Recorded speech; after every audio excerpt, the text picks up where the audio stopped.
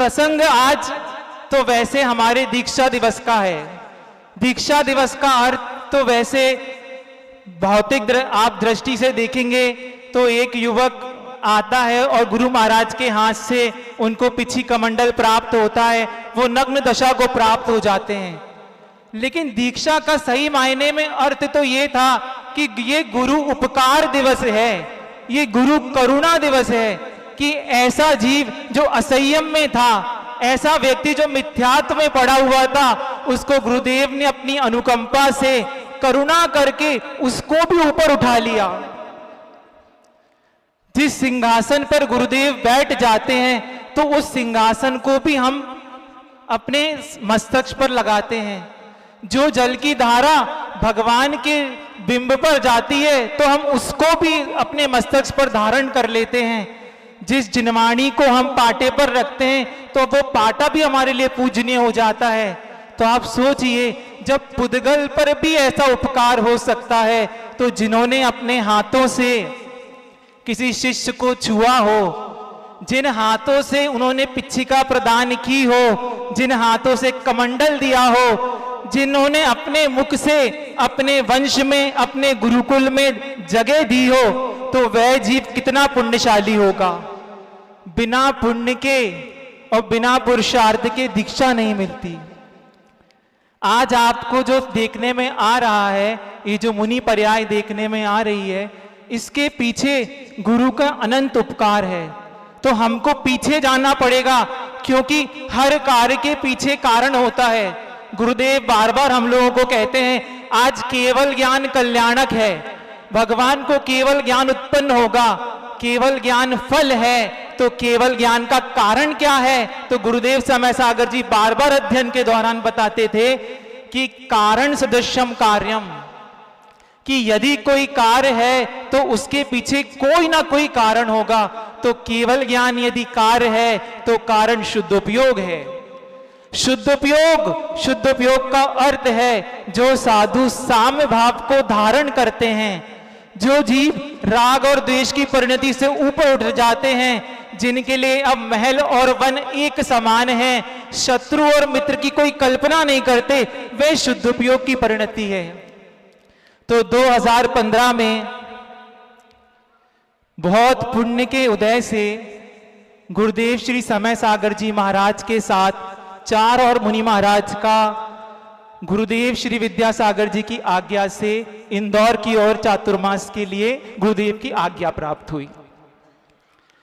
कहते हैं कि जिस समय आपको पित्त ज्वर हो, पित्त ज्वर समझते हैं? जब आपको बुखार होता है तो बुखार के कारण आपको यदि कोई रसगुल्ला खिलाता है तो रसगुल्ला कैसा लगता है? कड़वा लगता है। आपको यदि कोई जलेबी खिलाएगा तो आपको जलेबी कैसी लगेगी?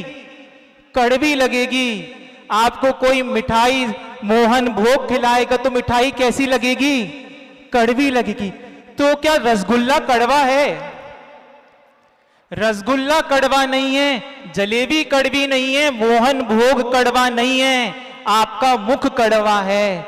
वैसे ही जिस समय मिथ्यात्व का उदय भीतर होता है तो सदगुरु में भी कुगुरु दिखाई देते हैं, तत्व में अतत्व दिखता है, देव में अदेव दिखते हैं, वस्तु स्वरूप का ज्ञान उस समय विपरीत होता है। तो वैसे ही मेरे जीवन में भी वही स्थिति थी।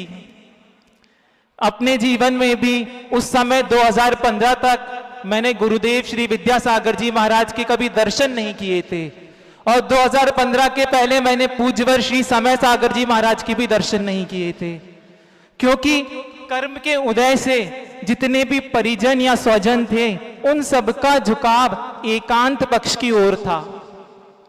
जब एकांत पक्ष की ओर था तो सदगुरु में क्या लक्षण होते हैं, निर्ग्रंथ गुरु कैसे होते हैं, उस स्वरूप का भान नहीं था। लेकिन पुण्य ने जोर मारना प्रारंभ किया और गुरुदेव इंदौर के समशरण मंदिर में प्रवास कर रहे थे। तो कहते हैं कि जब देशना होती है तो देशना के माध्यम से मिथ्यात्व के पटल उजड़ जाते हैं। तो जब जिनकी वाणी में अनेकांत था, शादवाद की शैली, और जब उनके विषय में धीरे धीरे ज्ञात हुआ पांचों मुनिराज के संग का अनुशासन, आपस के बीच का वात्सल्य, और जब आगम चक्कू साहू से बाहर कोई चर्चा नहीं, जब सुनते कि मंच पर वे कभी भी पाद प्रक्षालन नहीं करवाते, सुनते कि शाम को 6 बजे के बाद उनके संग के पट्ट बंद हो जाते, तो धीरे धीरे जहां हम रहते थे वहां पर धीरे धीरे ज्ञात होना प्रारंभ हो गया कि आचार्य श्री विद्यासागर जी महाराज के गृहस्थ अवस्था के जो भाई हैं और जो उनके ज्येष्ठ श्रेष्ठ शिष्य हैं, उनका आगमन इंदौर में हुआ है। धीरे धीरे जिन लोगों के साथ चर्चा होती और घर के भी कुछ सदस्य धीरे धीरे उनके प्रवचन में जाने लगे, तो बाद में धीरे धीरे इस प्रकार की चर्चाएं लेने लगी कि आज हमारा शुद्धोपयोग से विश्वास उठ चुका है कि आज कोई साधक जो आत्म साधना में लीन होकर साधना करे शायद ही संभव है, क्योंकि आज मंच, माला, माइक इत्यादि के प्रपंच चारों ओर चल रहे हैं। तो आस्था जो थी वो धीरे धीरे बहुत मलिन थी। लेकिन जैसे ही एक पंडित जी साहब थे साधना नगर में, वहां का जो एक निश्चयवासी मंदिर है, वहां के एक पंडित जी साहब ने बताया कि एक मुनि महाराज जो विद्यासागर जी महाराज के प्रथम शिष्य हैं, शुद्धोपयोग के सारे लक्षण उनके भीतर घटित होते हैं। शुद्धोपयोग का अर्थ साधु की चरम अवस्था। पंचम काल में इस प्रकार की साधना का होना दुर्लभ है। तो धीरे धीरे मन में जिज्ञासा उत्पन्न होने लगी और एक बार मैंने बहुत दूर से जाकर समवचरण मंदिर में संघ के दर्शन किए। दर्शन क्या किए, अवलोकन करने का मन था। अब कहते हैं कि पूरबला यदि पुण्य हो खाते में तो पुण्य साथ देता है। तो जिस स्थान पर मैं रहता था उस स्थान के बहुत नजदीक में आकर ही गुरुदेव का चातुर्मास हो गया। अब गुरु महाराज का चातुर्मास इंदौर नगरी में हो गया। अब धीरे धीरे धीरे संघ की सारी गतिविधियों को मैं बड़े दूर से भी मैंने ऑब्जर्व किया और मुझे कई बार बड़ा आश्चर्य महसूस होता है कि कौन सा कर्म का ऐसा उदय आया कि मेरे पूर्व पिता जो थे वो उस चातुर्मास के कोषाध्यक्ष के रूप में बन गए। अब मेरी जो मित्रता थी वो निश्चयवासी मित्र और निश्चयवासी रिश्तेदारों के साथ ही थी। अब धीरे धीरे जब संघ का स्वाध्याय देखा, उनके चिंतवन को सुना, तब तो कुछ समझ में आता नहीं था, क्योंकि आचार्य श्री कहते हैं कि क्रम के अनुसार स्वाध्याय होना चाहिए। अब मैं कॉलेज से ही पास आउट हुआ, कुछ कार्य कर रहा था, तो थोड़ा थोड़ा दूर से देखना करना ये देखते थे। अब धीरे धीरे अब संघ में बड़ा विश्वास उत्पन्न हो गया कि इन मुनि महाराज को कैसे भी अपने घर पर पड़गान करके लाना है। तो पहली बार संघ ने, पूरे परिवार ने निर्धारित किया कि हम जिंदगी में पहली बार अब चौका लगाएंगे।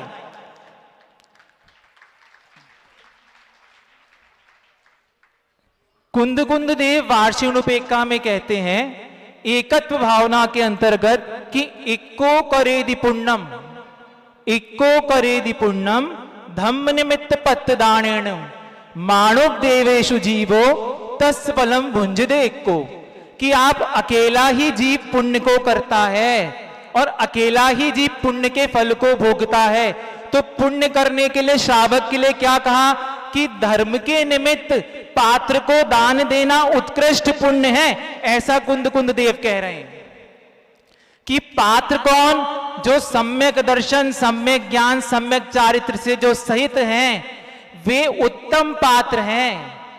जो आरिका जी हैं, ब्रह्मचारी जी हैं, अनुव्रती हैं, ये मध्यम पात्र है।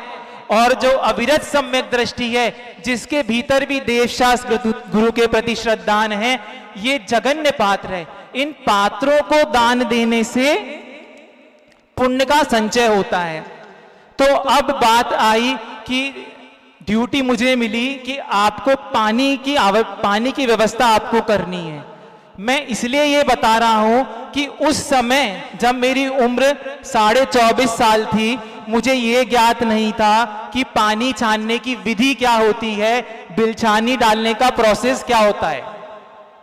तो हमने किसी व्यक्ति की मदद ली कि आपके माध्यम से हम चौके लगाने में आप मदद कीजिए। अब उन व्यक्ति की मदद ली तो वो पानी भरकर तो देते थे, तो एक दिन मैं पानी भरकर ले गया, लेकिन मुझे ये नहीं मालूम था कि बिलछानी डालकर वापस उस व्यक्ति को उस कुएं में डालना पड़ता है। तो अब वो व्यक्ति जो था वो बार बार मुझे फोन कर कर कहता कि आप हमारी बिलछानी तो वापस कर दीजिए। आप सोचिए 2015 में जिसको पानी छानने की विधि भी नहीं पता थी, जिसको पानी में जीव होते ये आस्था भी नहीं थी, गुरुदेव के उपकार से आज वो मंच पर मुनि पर्याय के रूप में बैठा है। इसको कहते हैं कि एक द्रव्य का दूसरे द्रव्य पर प्रभाव पड़ता है, निमित्त नैमित्तिक संबंध। आज आपके नगर में मुनि महाराज आए हैं तो आप देख लीजिए, घर घर रंगोली मड़ी हुई है, घर घर में शुद्ध आहार बन रहा है। ये छोटे छोटे युवक युवती शुद्ध धोती दुपट्टे में पड़गान कर रहे हैं। ये किसका प्रभाव है? वैरागियों की संगति से भीतर वैराग उत्पन्न होता है। 4 दिन के भीतर इंदौर में जब पड़गान किया तो 4 दिन के भीतर 4 मुनि महाराज का पड़गान हो गया। पूज्य मुनिवर गुरुदेव श्री समय सागर जी महाराज, फिर प्रशस्त सागर जी महाराज, धीर सागर जी महाराज, आनंद सागर जी महाराज। लेकिन एक मुनि महाराज का पड़गान नहीं हुआ, उनका नाम है मल्ली सागर जी महाराज। अब वो मुनि महाराज का पड़गान क्यों नहीं हुआ?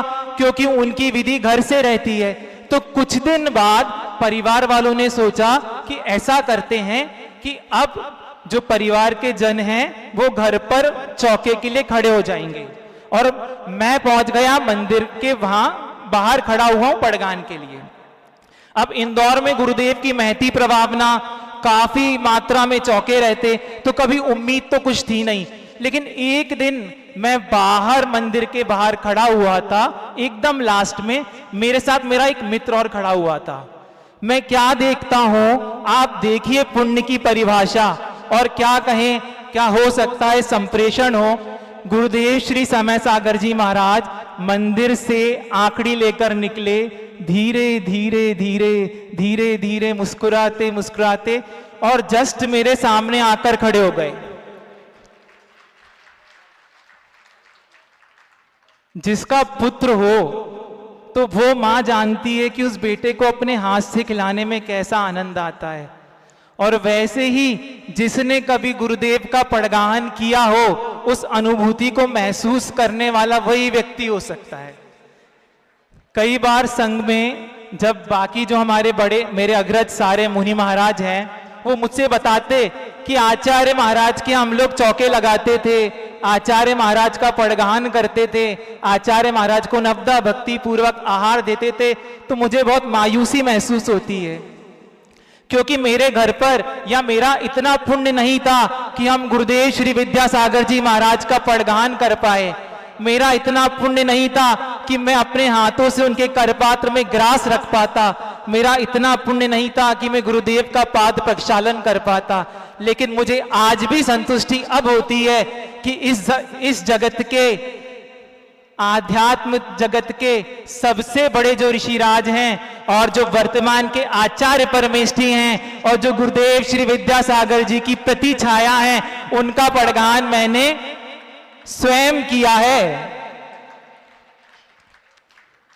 तो ये चतुर्मास में अब भीतर ये आस्था तो उत्पन्न बिल्कुल हो गई कि इस नमो आयरी आडम का यदि कोई अर्थ है तो उनका नाम आचार्य श्री विद्यासागर जी महाराज है, और नमो लोए सभ्य साउडम का कोई अर्थ है तो उनका नाम पूज्य मुनिवर श्री समय सागर जी महाराज है। समाप्त हो गया और गुरुदेव वहां से पहुंच गए रामटेक।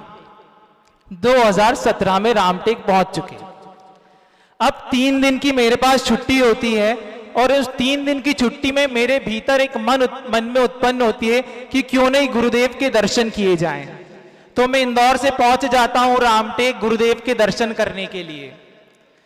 वहां पहुंचना होता है, गुरुदेव के दर्शन होते हैं, दूर से दर्शन हुए। अब एक मुनि महाराज मुझसे कहते हैं कि अभी तो आपका अध्ययन काल चल रहा है, तो आप एक काम कर सकते हैं कि आप कुछ समय के लिए, जब तक पढ़ाई का अध्ययन पूरा ना हो, जब तक के लिए आप ब्रह्मचर्य व्रत ले लीजिए। मैंने कहा ठीक है। तो वो मुनि महाराज रामटेक में शुक्रवार का दिन था, रामटेक में थोड़ी भीड़ कम थी, तो शाम को संभव सागर जी महाराज जी आदि 5-6 महाराज जी कक्ष के अंदर पहुंच गए। वहां मुझे भी उन लोगों ने बुला लिया। अब पहली बार था जब मैंने अपनी आंखों से एकदम नजदीक से गुरु महाराज को देखा। मतलब भीतर से जो शिवरिंग होती है ना, क्या बोलते हैं, कपकपी, वो कपकपी का एहसास मेरे रोम रोम में हो गया। गुरुदेव को देखा और गुरुदेव बड़ी बड़ी आंखें, मैंने इतनी बड़ी बड़ी आंखें जीवन में कभी नहीं देखी थी। आप लोग मुस्कुरा रहे हैं, लेकिन इतनी बड़ी बड़ी आंखें मैंने अपने जीवन में कभी नहीं देखी। अब गुरुदेव ने के निकट में बैठा तो संभव सागर जी महाराज श्री मेरे से कहते हैं, मेरा परिचय गुरुदेव के सामने रखते हैं। और परिचय में उन्होंने ये भी बहुत अच्छे से जोड़ दिया कि समय सागर जी महाराज के चातुर्मास में ये व्यक्ति प्रभावित हुए हैं, ये लोग संघ से भी बहुत जुड़ गए हैं। इस प्रकार का तो गुरुदेव ने मुझे बड़े अच्छे से निहारा, बोलते ना जैसे एनालिसिस करते हैं, तो गुरुदेव ने मुझे बहुत अच्छे से तरीके से देख लिया। अब गुरु महाराज की भैयावृत्ति चल रही थी, तो एक मुनि महाराज मेरे से कहते हैं कि भैया आप भी भैयावृत्ति कर लो। तो अब मैंने तो जीवन में कभी भैयावृत्ति की नहीं, तो आचार्य महाराज के पैर बाहर की तरफ थे, तो मेरे दोनों हाथ शिविर कप आने लगे। तो गुरुदेव कहते हैं मुझसे ऐसे डायरेक्शन दिखाते हैं, तो मैंने उनका पैर छुआ और मुझसे नहीं बन पाया। तो आचार्य जी ऐसे हाथ सिर पर हाथ रखते हैं और बहुत बहुत सुंदर मुस्कान दी। उस मुस्कान की अनुभूति मैं आंख बंद करके अभी भी महसूस कर सकता हूं। अब गुरुदेव के सामने गुरुदेव संभव सागर जी महाराज जी, हथकरघा के कुछ ब्रह्मचारी जी भी बैठे हुए थे। अब मेरे स्वभाव में मैं एकदम बहुत जल्दी नहीं खुल पाता, तो गुरुदेव के सामने हथकरघा के ब्रह्मचारी भैया बोलते हैं कि 2 दिन से इन भाई को देख रहे हैं, ये भाई बोलते बिल्कुल नहीं है, ज्यादा कुछ बोलते नहीं। तो आचार्य श्री मेरे को देखते हैं तो बोलते हैं कहां तक पढ़े हो, ऐसी उंगली की। तो मैंने गुरुदेव से कहा गुरुदेव एमटेक तक किया हुआ है। बस ये स्थिति खत्म हुई और आचार्य श्री की भैयावृत्ति समाप्त हुई और गुरुदेव ने ऐसा इशारा कर दिया, ऐसा मतलब बाद में, जबकि मैंने कुछ उस समय कुछ चर्चा नहीं हुई। ठीक है, अगले दिन मुझे 1:30 बजे के आसपास प्रसाद सागर जी महाराज जी के साथ मेरा वहां पहुंचना हो गया। गुरुदेव ने मेरे से आधे घंटे का सेशन, आप सोचिए जब आप इंटरव्यू देने जाते हैं तो जो कैंडिडेट होता है उसके अंदर कितनी घबराहट होती है। अब जिस व्यक्ति को जैन धर्म की पर्याय माना जाता हो, जिस व्यक्ति को आचार्य परमेष्ठी के रूप में सर्वश्रेष्ठ आचार्य माना जाता हो, जो इन 50-55 वर्ष में इस धरती के देवता के रूप में माने जाते हो, जो चलते फिरते सिद्ध हो, और यहां तक कि आपने कल परसों मुनि राजों के मुख से सुना था एक संत अरिहंत सा, ऐसे गुरुदेव के सामने मैं जब आधे घंटे बैठा और गुरुदेव ने मुझसे एक एक डिटेल में हर बहुत प्रकार के प्रश्न किए, नाम पूछा, फैमिली बैकग्राउंड पूछा, एजुकेशन पूछी, और भी बाकी फैमिली के बाकी लोग क्या करते हैं, सब कुछ डिटेल में पूछा गया। अब वो दिन था, उस दिन से मेरे माइंड भीतर एक परिणाम उत्पन्न हो गया कि ये जो व्यक्ति है इस दुनिया में, इस व्यक्ति से बढ़कर कोई व्यक्तित्व नहीं हो सकता। अब मैंने आचार्य श्री के पास उस समय बड़े भावुकता के साथ निवेदन किया कि गुरुदेव मैं भी आपकी शरण में आना चाहता हूं, मुझे भी पढ़ाई तक का व्रत दे दीजिए। मैंने क्या बोला, मुझे भी पढ़ाई तक का व्रत दे दीजिए। अंदर ही मेरे साथ 3 मुनि महाराज भी वहीं बैठे हुए थे। तो आचार्य श्री ने कहा कि परिवार से मिलेंगे। परिवार से मिलेंगे मतलब ठीक है। तो मैं बाहर आया तो संभव सागर जी महाराज ने मुझे बताया कि परिवार से मिलेंगे। तो मैंने कहा माता पिता से मिलेंगे। तो कहते नहीं, उन्होंने आपसे जो पूरी अभी डिटेल इंफॉर्मेशन ली ना, तो उन्होंने कहा परिवार से मिलेंगे मतलब आपके पूरे संयुक्त परिवार से मिलेंगे। संयुक्त परिवार का अर्थ क्या, वहां एक इंपॉर्टेंट बात ये थी कि जो मेरे बड़े पापा मतलब जो पूर्व अवस्था में बड़े पिताजी बड़ी माँ थे, वो सोनगढ़ समाज के अध्यक्ष थे और परिवार के लोगों ने वहां पर उस जिनालय का निर्माण करवाया। अब परेशानी उत्पन्न हो गई कि माता पिता को तो मैं ला सकता हूं बड़े आसानी से क्योंकि उनकी आस्था हो चुकी है, लेकिन बड़े पिता बड़ी माँ को लाना बहुत संघर्षमय कहानी है। ठीक है, अब इंदौर वहीं पर एक मुनि महाराज मुझे कहते हैं, मुझे बहुत डिमोटिवेट हुआ। वो कहते हैं सुनो भाई, तुम्हारा कुछ नहीं हो सकता। मैंने कहा क्यों महाराज जी? तो कहते हैं आचार्य ऋषि के पास कोई पहली बार आता है और कोई पढ़ाई तक का व्रत लेता है तो गुरुदेव उसको पढ़ाई तक का व्रत तो दे देते हैं, तुम्हारा मुश्किल है इसलिए आचार्य ऋषि ने टाल दिया। अब मैं इंदौर पहुंच गया। इंदौर में मैंने अपनी बात माता पिता के सामने रखी और मैंने लालच ये दिया कि आपने भी अभी तक आचार्य महाराज के दर्शन कभी नहीं किए, इस बहाने रामटेक के दर्शन हो जाएंगे। आप चलिए और पूज्य वहां पर कुछ मुनि महाराज हैं जो हमारे और आपके दर्शन अच्छे से करवा देंगे।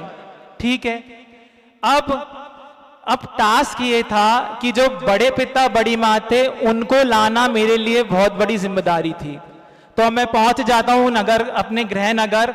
अब वहां मैंने उनसे निवेदन किया कि आपको आचार्य महाराज के दर्शन करने चलना है। तो उन्होंने बहुत अच्छे से कहा नहीं।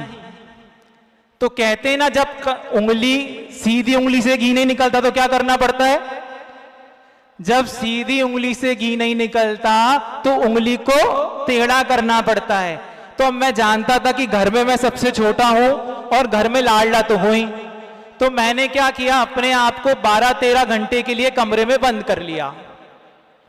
अब जब 2 सुबह के नाश्ता, उनको पता है कि अपना ये बालक है, ये तो हर प्रति घंटे इसको भूख लगती है, ये तो असंयम है, प्योर असंयम है, तो अब क्या करें? तो वो मुझे मनाने का प्रयास करते हैं। तो मैंने कहा कि मैं जब भी कुछ ग्रहण करूंगा जब आप ये वादा करते हो कि आप मेरे साथ रामटेक चलो। अब रामटेक 700 किलोमीटर दूर, 700 किलोमीटर दूर। अब मैंने उनसे कहा कि आपको रामटेक चलना पड़ेगा, तो उन्होंने स्वीकार कर लिया। अब गाड़ी करके माता पिता, बड़े पिताजी, बड़ी माँ इत्यादि हम लोग रामटेक की ओर जा रहे हैं।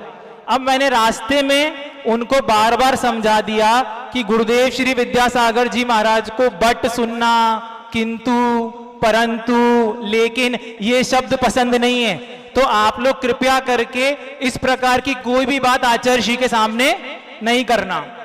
ठीक है, तो अब वो मुझे डांटते हैं कि क्या तुम हमको तोते की तरह रटा रहे हो, हमारा जो मन होगा और हमको जो कहना होगा हम वो कहेंगे, हम आपके अनुसार नहीं चलेंगे। ठीक है, अब हम वहां से रामटेक रात को मैं पहुंच जाता हूं और परिवार वाले एक रामटेक से 5 किलोमीटर दूर एक होटल में रुक जाते हैं। तो मैंने पूज्यवर संभव सागर जी महाराज से कहा कि महाराज श्री, वो लोग पहली बार आचार्य श्री के दर्शन करने आ रहे हैं, आपके यहाँ बहुत भीड़ होती है, बस उनके दर्शन आप अच्छे से करवा दीजिए, नहीं तो महाराज जी मेरा काम नहीं हो पाएगा। तो महाराज श्री ने सुबह 7 बजे का समय गुरुदेव से मिलने के लिए दे दिया। अब क्या होता है, मैं सुबह 6 बजे से गुरुदेव के द्वार पर पीले कलर का गोला, मेरी धारणा थी जो गोला होता है ना नारियल, गोले को केसर से पीला करके मैंने अपने हाथ में रख रखा था कि मैं 6 बजे से खड़ा हुआ हूं और संभव सागर जी महाराज ने कहा कि 7 बजे कक्षा के पहले गुरुदेव के पास 10 मिनट का समय है, आपको 10 मिनट का समय मिल जाए। अब मैं 6 बजे से गुरुदेव को, परिवार वालों को फोन कर रहा हूं, 6 बज गए, 6:30 बज गए, 7 बज गए, 7:30 बज गए, लेकिन उनका कोई ठिकाना नहीं, वो लोग क्योंकि होटल में रेस्ट कर रहे हैं। अब गुरुदेव के पास मैंने जाकर नमस्कार किया तो गुरुदेव कहते हैं ये क्या है, समय का कद्र नहीं है। गुरुदेव ने पहली बार मैंने गुरुदेव का चेहरा थोड़ा सा, समझ गए आप थोड़ा सा चेहरा गुरुदेव का तो मैं डर गया। अब क्या, अब 9:30 10:30 बजे तक चलते चलते वो लोग आए। अब वहां पर एक दीवार पर लिखा हुआ था कि सोनगढ़ का साहित्य यहां पर वर्जित है, और ये बात मेरे परिवार की जो बड़ी माँ थी उन्होंने पढ़ ली। अब वो मुझे तुरंत बोलते हैं कि आप कैसी बात करते हो, यहां पर देखो ये लिखा है शास्त्रों का निषेध करते हैं। तो अब मेरे लिए और कठिन, वो कहते हैं कि हमें दर्शन नहीं करने किसी प्रकार के। तो अब मेरे लिए बहुत स्थिति गंभीर हो गई कि इतने दूर 700 किलोमीटर तक आना और अब गुरुदेव के कक्ष के अंदर तक ना पहुंच पाना, ये तो बड़ी दुविधा की बात है। लेकिन बस मैं गुरुदेव के कक्ष के बाहर, मैंने उस दिन रामटेक में पहली बार किन्हीं भगवान के सामने हाथ जोड़कर मांगा था कि हे भगवान, यदि इस जगत में भगवान का अस्तित्व है तो आज सिर्फ मेरे पूरे परिवार को और मुझे एक बार गुरुदेव के दर्शन अंदर बैठकर ढंग से मिल जाएं।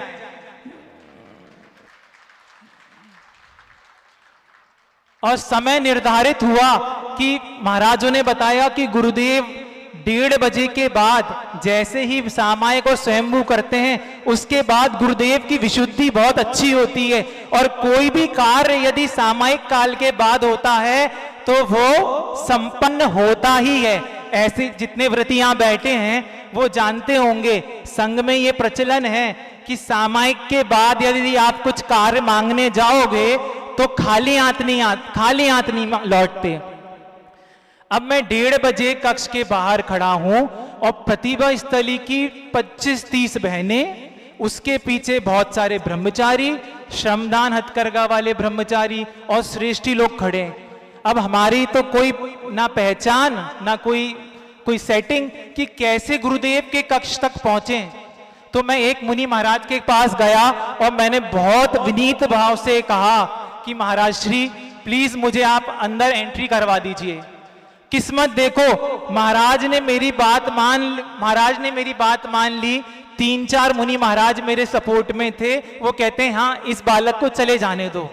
मैं जाकर जैसे ही खड़ा हुआ और एक कदम अंदर रखने वाला था, इतने में गुरुदेव उठकर रामटेक में जो ऊपर मंदिर है वहां पर एक मुनि महाराज थे, उनके पेट में दर्द उत्पन्न हो गया। तो आचार्य श्री 1:30 बजे उठते ही सारे मुनि महाराज उन मुनि महाराज को देखने चले गए। देखो कर्म कैसा होता है। सुबह 7 बजे का समय वो फेल हो गया, 1:30 बजे का समय फिर कोई विघ्न आ गया। लेकिन मैं फिर शांतिनाथ भगवान के पास जाके, निकट जाके मैंने भगवान से कहा, भगवान प्लीज ये एक बार आप मेरी मदद कर दीजिए। और भीतर से मैंने कहा, और गुरुदेव लौटकर आए 2:20 पर और मैंने गुरुदेव के कक्ष में प्रवेश किया। चारों लोग, टेंशन मुझे ये था कि ये चारों लोग किस प्रकार का वर्ताव गुरुदेव के समक्ष करेंगे। लेकिन कहते हैं वीतरागी के सामने रागियों की चलती नहीं है। जब श्रेणिक चरित्र में पढ़ते हैं कि यशोधन मुनि महाराज के सामने ऐसे क्रूर हिंसक 500 कुत्ते अपनी क्रूरता को छोड़कर शांत भाव से बैठ जाते हैं, तो ये परिवार के जन तो जैनत्व को लिए हुए थे, इनके अंदर तो जैन संस्कार थे। और कहते हैं गुरुदेव को देखते ही पानी पानी हो गए और हाथ जोड़कर विनीत भाव से गुरुदेव के चरणों में बैठ गए। मुझे अभी भी याद है गुरुदेव ने चारों को, माता को, पिता को, बड़े पिता, बड़ी मां को इतने हर्ष के साथ एक एक को अलग से इतना मुस्कान दे देकर आशीर्वाद दिया। ऐसा मुस्कान कि गुरुदेव चारों लोग संतुष्ट हो गए। अब गुरुदेव कहते हैं कि ये हमसे निवेदन कर रहे हैं, इन्होंने हमसे निवेदन किया है व्रत का, क्या करना है। तो अभी तक मुझे बहुत अच्छे से ज्ञात था कि देखो गुरुदेव शुरुआत में जब व्रत देते हैं तो पहले 1 वर्ष का देते हैं, 2 वर्ष का देखते हैं या पढ़ाई तक का व्रत देते हैं। तो माइंडसेट बिल्कुल क्लियर था कि हाँ कुछ समय का व्रत होगा और फिर रात्रि भोजन इत्यादि अपन भी धीरे धीरे सब चीजें त्याग कर देंगे। बिल्कुल माइंडसेट क्लियर था। अब मैंने हाथ में गोला चढ़ाकर आचार्य श्री को कहा, आचार्य श्री व्रत की भावना है।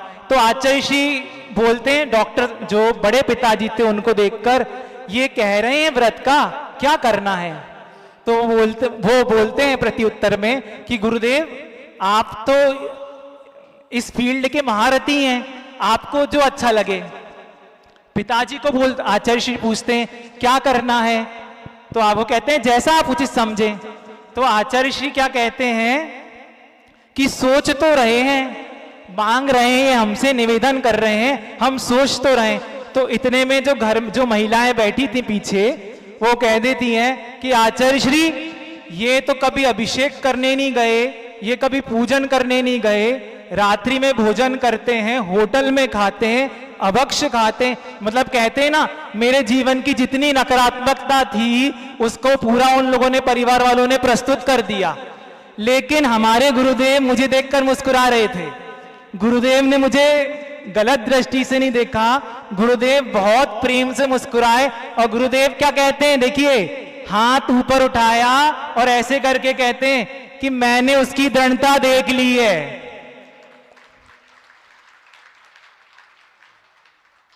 अब मैं तो बड़ा आश्चर्य में कि मैं तो प्योर संयम की दशा, और थोड़ा बहुत जो बुंदेलखंड में यहाँ जो लोग होते हैं, वो तो यहाँ के जो युवक हैं उनको इतना भी भक्ष अभक्ष का विवेक होता है, बहुत सारी चीजें व्यवस्थित करते हैं, पर्यूषण में रात्रि भोजन नहीं करते, लेकिन अपनी स्थिति तो बहुत डाउनफॉल पर थी।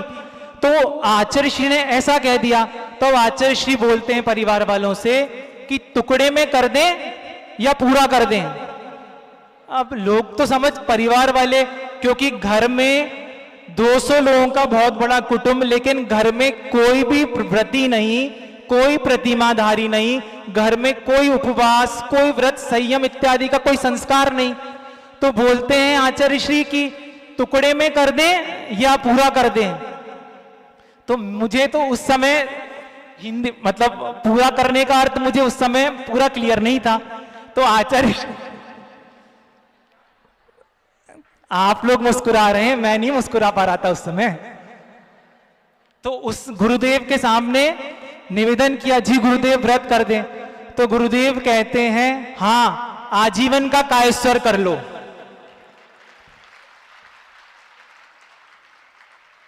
पास में संभव सागर जी महाराज जी और प्रसाद सागर जी महाराज श्री, वो मुझसे कहते हैं आप कायोत्सर कर लीजिए। अब पहली बार मैंने जीवन में कायोत्सर किया और मेरी आंखों से अब आंसू बहना प्रारंभ है। आज तक किसी मुनि महाराज के सामने मेरे भीतर से कभी आंसू नहीं निकले, लेकिन आज मैं नहीं समझ पा रहा था कि आज मेरे साथ घटित क्या हो रहा है। मतलब उस समय ब्रह्मचर्य की परिभाषा क्या होती है, ब्रह्मचर्य की भावना क्या होती है, मैं ये नहीं समझता था। मैंने मात्र आचार्य महाराज श्री समय सागर जी महाराज के चातुर्मास के दौरान मैं 1-2 ब्रह्मचारी को जानता था, जिनमें से मेरे पास में ये निराकार सागर जी महाराज श्री बैठे हैं। तो मैं जानता था कि ब्रह्मचारी भैया जी का मतलब है व्हाइट कपड़े हैं जिनके पास, और जो व्हाइट कपड़े हैं पूजन अभिषेक करते हैं, माता जी को आहार भी कराते हैं, और मोबाइल भी रखते हैं, और गाड़ी भी चलाते हैं, मतलब सब कुछ करते हैं। तो अपना श्रद्धान अभी तो इसी प्रकार का था। तो गुरुदेव के सामने मैंने कायोत्सर कर लिया आजीवन का। अब गुरुदेव ने कहा कि महाराज को बता देना। तो अब हमारे बीच में डायरेक्ट कम्युनिकेशन कि गुरुदेव के शब्दों का आशय क्या है, वो क्या अर्थ कहते हैं, तो ये पूरा ट्रांसलेशन मुझे जो 2 महाराज थे वो बता रहे थे। अब पूरा परिवार बड़ा खुश, और जैसे ही वहां पर 5-6-7 महाराज जी कक्ष में थे, उन्होंने भी बैठकर नमोस्तु किया और कहते हैं आप तो बहुत पुण्यशाली हैं कि आचार्य श्री ने आपको पहली बार में संघ में स्थान दे दिया, इस प्रकार बात की। अब देखिए, सुबह 5 बजे से मैं टेंशन में था कि मुझे गुरुदेव महाराज के दर्शन करने, तो मैं भाग कर गया 3:30 बजे। अब मेरे अंदर भूख और प्यास लग रही है, और मैं दौड़कर रामटेक के बाहर, रामटेक के गेट के बाहर एक छोटा सा स्टॉल था, तो वहां जाकर मैंने स्प्राइट और कुछ नमकीन का नाश्ता किया। आप सोचिए, मैं इस चीज को इसलिए बताना चाह रहा हूं कि आज आपको जो ये मुनि पर्याय दिख रही है, इस मुनि पर्याय में इन व्रतों का बहुमान लाने के लिए, इस प्रकार की चर्या लाने के लिए जिन्होंने मेहनत की है, वो अंदर बैठे हुए हैं।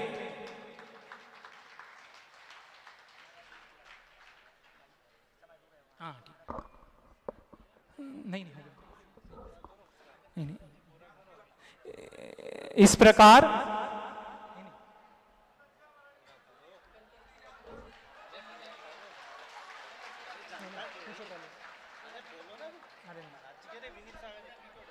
आचार्य ने कहा होगा।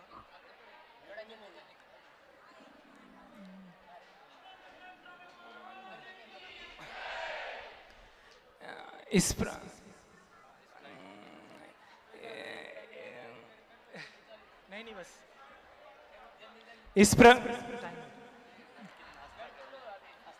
इस प्रकार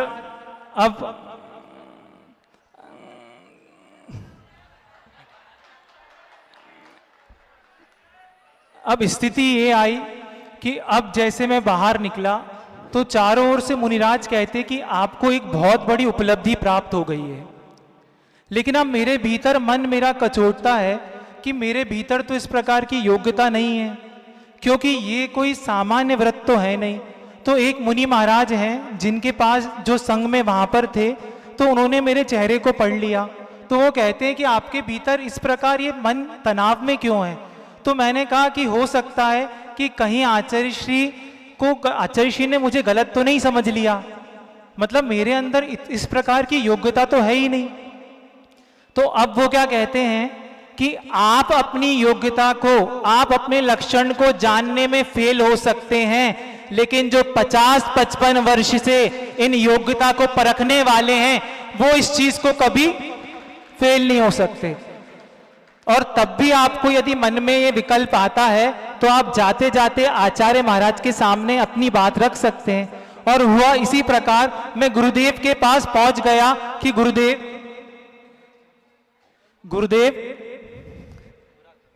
मेरे अंदर इस प्रकार की योग्यता तो नहीं है।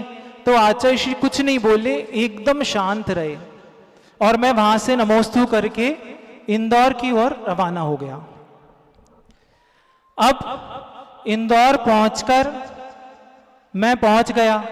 अभी मेरा रेजिग्नेशन मैंने दिया नहीं था। मैं आज जाकर घर पर विश्राम करता हूं, लेकिन रात भर मुझे नींद नहीं आई।